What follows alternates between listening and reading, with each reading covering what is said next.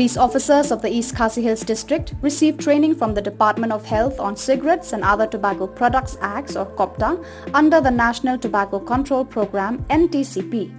The training was conducted in collaboration with the Sambandh Health Foundation. As per the Copta, Section 6B, sale of tobacco within 100 yards or 300 feet of any educational institution. Under Section 4 of this Act, police stations have been directed to put up no smoking signage in public places. The Act strictly prohibits smoking in public place.